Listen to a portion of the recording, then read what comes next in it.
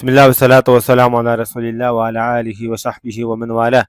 İmam Buxoriy rahmetullahi aleyhniki Sahih Buxoriy namlı kitabıda bugünkü ders İmam Buxoriy rahmetullahi aleyh qattiqmış issiqning dastidan kiyimlarga sajda qilsa qandoq bo'ldi degan mazmunlar haqida to'xtalyotdi. İmam Hasanul Basri rahmetullahi aleyh shundoq degan qavmlar dedi. Yani sahabeler aynı vaqtida selliga ve qalansuvətga şu başını yopurup yapıdığan baş kiyimi. Bizimki xuddi şu kulaklarımızı yepip turduğan kulakçılarımız var o teriden qo'yniki jon terilerden yasalgan. Aşına o'xshash baş kiyimdir hamda. Mushundaq kiyimlarga sajda qiladi deydi. Mush qo'llari yang ichida chiqaramay so'qoqda masalanchi. Yanadimi chiqamay qo'llarini. Mushundaq baş kiyimlarga, sallalarga sajda qilib ketadi. Deb shunaq degan. Demek issiqning dastidan shundoq kiyimlarga sajda qilsa, o'zining bir tutash kiyimiga sajda qilsa bo'ladi degan bo'ldi. Endi alohida ayrim kiyimga sajda qilsa normal avval deganimiz o'xshash, ammo o'zi kiyayotgan bir tutash badandagi kiyimning bir qismiga sajda qilish masalasiga muomala bu yerda. Demek bu yerda issiqning dastidan shundoq sajda qilsa bo'ladi degan qaraganda albatta so'qoqnikidan bo'ladi demakchi. Demek bu yerda mushaqqat va yoki ehtiyoj tufaylidan azin kiyimlarga sajda qilsa bo'ldi dedi. Shuningdek Imom Abu Hanifa rahmatullohi alayh sallaniki pellisiga keyinlik tashlab qo'ygan pellisiga sajda qilsa durust deb shunaq degan. Bu qism ilmlar makruhga avval bo'lgan, ammo bu yerda hojat qiyin avallarni cho'qim osonlashtirdi. Xo'sh, bu hadis hamda 385 numaralı hadis bo'lib, İmam Buxoriy rahmetullohi alayh bizga Abul Valid Hisham ibn Abdul Malik hadis so'zlab bergan edi deb shunaq deydi. Bu Umayylarning xalifasi Hisham ibn Abdul Malik emas, bu kishi boshqa bir tarjimali boshda o'tgan. Bu kishi deydi bizga Bishr ibn Mufazzal hadis so'zlab bergan edi deydi. Bu kishiniki tarjimalimi boshda o'tgan. Hamda bu zot deydi, menga G'olib al-Qattan degan kishi hadis so'zlab bergan edi deb shunaq deydi. Bu kishining tarjimali o'tmagan. Bu kishi G'olibul Qattan nomi bilan mashhur Abu Salmat ibn Abi G'aylan deyildi. O'zi faqih, o'z davridagi donliq faqihlarniki biri. Bu kishi Hasanul Basri, Muhammad ibn Sirin qatorliq ulamolarda o'qigan. Lekin bu kishi to'g'riliqi aniq çoğun ma'lumotlar yo'q. Ammo o'ziniki nihayat ishonchli ekanligi haqida, muhaddis ekanligida aniq ma'lumot bor. Shunga anglashqa Imom Ahmad ibn Hanbal rahmatullohi alayh siqa degan. Ishonchlik degan bo'ladi-da. Imom Ahmad ibn Hanbaldan boshqa Ibn Sa'id qatorliq Yahya ibn Ma'in masalan, Imom an-Nasa'iy qatorliq ulamolarmi bu shu kelgan vaqtida nihayat ishonchlik degandek yaxshi baholanib bergan va bir qism hadis ulamolari rostchil, solih degandek bu kishiga yaxshi go'zal baholanib bergan. Demak, bu kishi shu hadis ilmida tuhfkorlarniki bir sanaladi.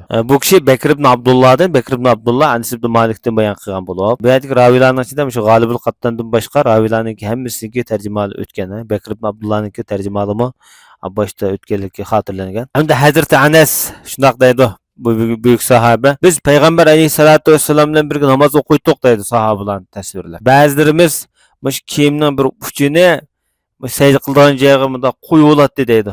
Mush issiqniki dastidan qattiq issiq bo'lib ketgan ekan bu arab yarim orli. Issiq ichidimay, ya issiq tosh uning ustiga shig'il kiyimining bir uchini yerga qo'yib oldi, shu yerga sajda qiladi deydi. Demak bu yerda payg'ambarimizniki ayblamaganligi bu durust ekanligini bildirdi bu yerda. Undan boshqa Imom Buxoriy rahmatullohi alayh tuvandek babda babu solati fi ni'ali oyog'ida namoz o'qisa bo'ladi bu manda. Yalan oyoq o'qisa albatta yaxshi durust.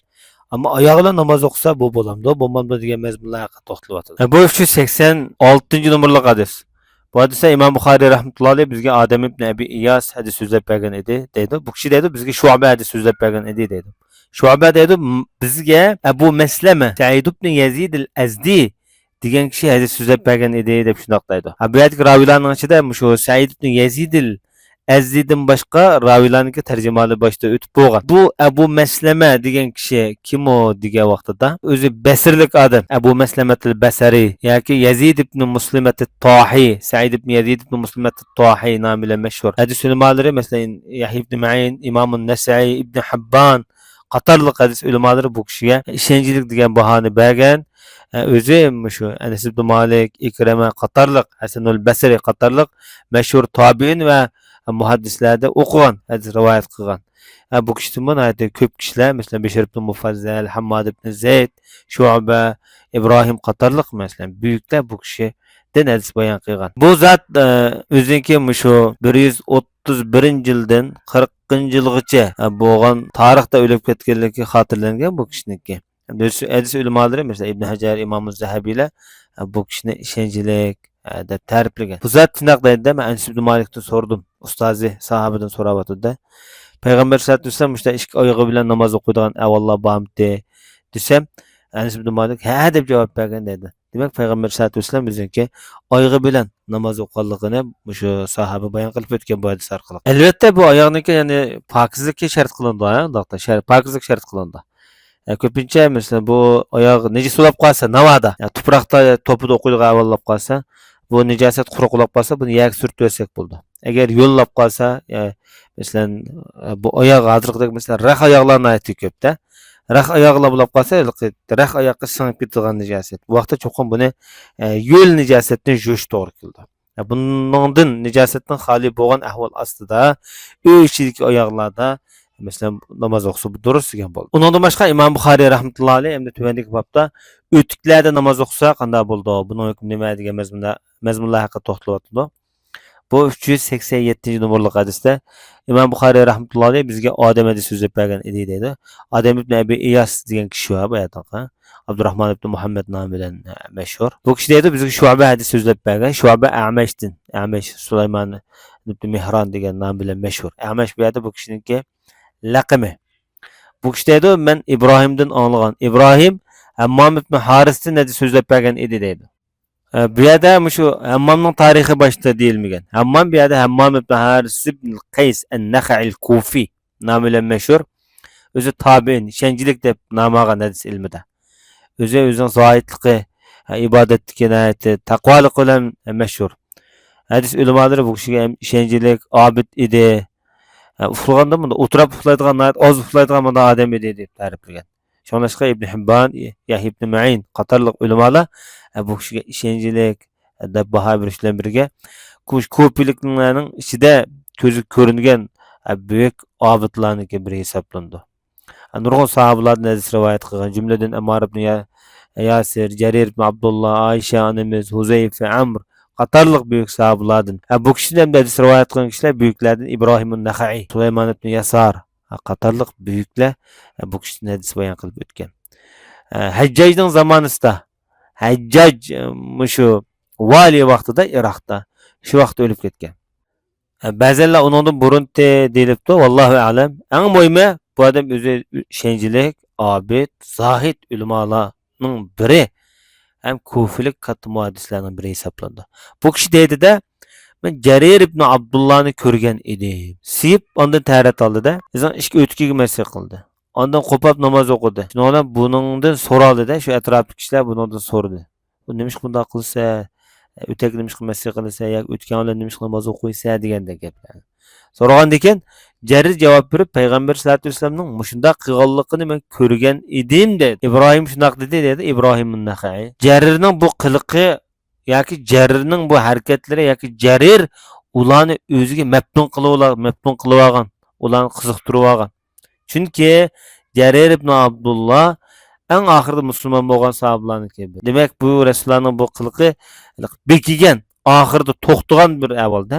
Shunga bu Jarirning bu qilmishi shularni mabtun qilib olgan, qiziqtirib olgan deb İbrahim an-Naxai shunday. Hamda 388-nomerli hadis kelgan vaqtimizda Imom Buxoriy rahmatullohi alayhi bizga Ishaq ibn Nasr hadis so'zlab bergan edi. Bu Imom Buxoriyning ustozida. Bu kishi dedi bizga Abu Usama, bu kishi A'mashdan, A'mash Muslimdan, Muslim Masruhdan, Masruh Mughira ibn Shu'badan bayon qilib o'tgan. Bu yerdagi asosan ham ravilarning tarjimalari o'tgan. Ayanda eskartib qo'yganimiz Abu Ishaq ibn Ibrohim ibn Nasr nomi bilan mashhur. Ba'zilar Sa'di degan shu Buxoroda yashagan buyuklarniki biri bu kishimi.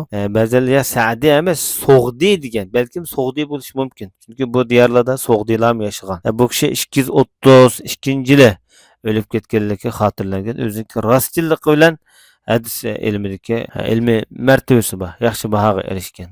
Demak bu kishi Imom Buxoriy rahmatullohi alayhiniki büyük ustozlari qatorida sanaladigan büyüklarniki biri. Bu yerda Mughira ibn Shu'ba shunday dedi. Payg'ambar sollallohu alayhi vasallamga men tarasut tayyorlab Rasulullohniki taratiga men sen qo'yib suv qo'yib tarat og'izgan edimda payg'ambar sallallohu alayhi vasallam o'zing o'tkiga masih qilgan va namoz o'qiyvergan deb shundoq degan. Hamda bu o'tki masih qilish masalasi nölar va shiyalar orasida ko'p ixtilofga sabab bo'lgan. Amaliyotda mush o'tki masih qilish masalasi mutawatir hadis bu. Yolg'on inkor qilishga imkoniyat bo'lmagan, suv ichmaydigan hadisda. Chunki buni 70 dan ortiq sahobalar bayon qilgan umuman ilib aytgan vaqtida. Bugungi darsimiz musharakchi bo'lg'ay. Sallallohu alayhi va Muhammad va ala alihi va sahbihi ajma'in.